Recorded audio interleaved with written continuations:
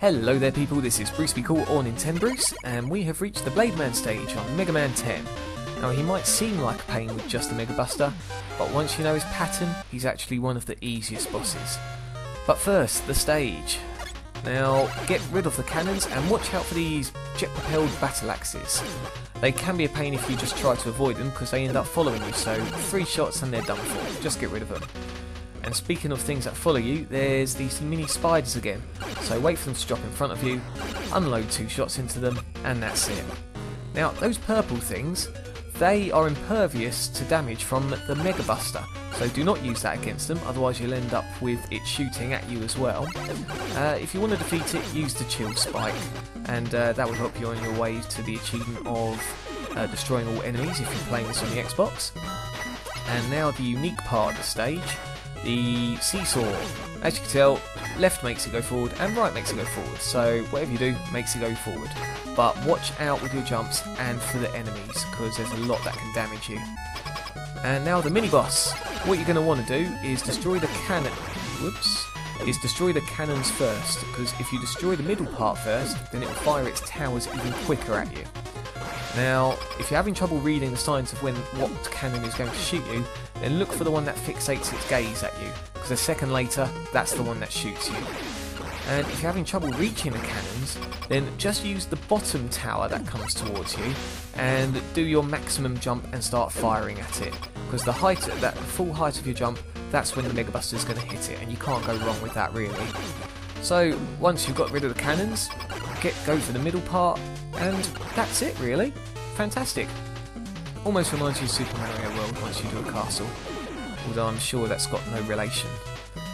Now, as you go down here, go to the edge of the step, because that spider that's jumping up there will do a tall jump at the very last part, whereas if you're still at the bottom of the ladder by the time it gets up to the top, it will do a wide jump, meaning it will jump into you and it's extremely hard to shake off as you're in a narrow space. Now, as we go down here, another spider, and seesaws. Now, what I haven't mentioned before is that enemies do regenerate when you're going off the screen with them, so be careful. For example, that spider would hit me if I didn't know it was going to come. So remember enemy positions and just take your time, because otherwise you will get hit, or worse, pushed into spikes and left there to, well, explode. I suppose it is possible to do this with the Rush Coil and the Rush Jet, but that's a bit too risky to be honest with you, especially with these enemies which are going in a wave-like pattern. So just use the seesaw.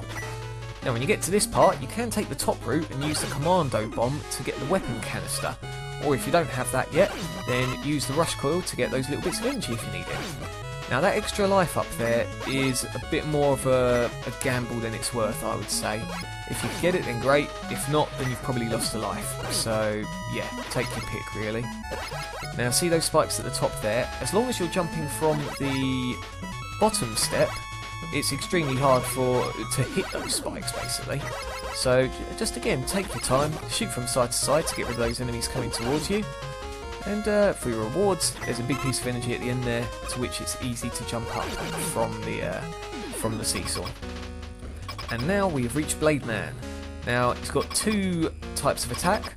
One is to just fire his triple blade at you from the walls and the ceilings, and the second is when he's on the wall after shooting, he will pause for a second and then dash at you on your last position, like so.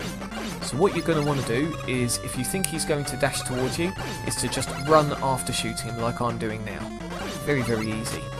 And then as he's doing these shots at you from the ceilings and whatnot, you're going to want to go to his direction. So as you can see, I'm running towards his direction and I'm evading the shots from that. As he's on the walls as well, you might want to just do a little jump just to throw the blades off track. As you can see, very, very easy and tedious. It is possible to shoot him twice if you wanted to, if you did get a bit bored, but you can possibly get hit from that, just like I did. So don't be too reckless. If you wanted to use the commando bomb on him, then feel free.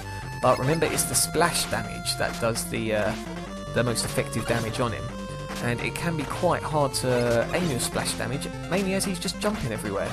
So take your pick of what you want to do.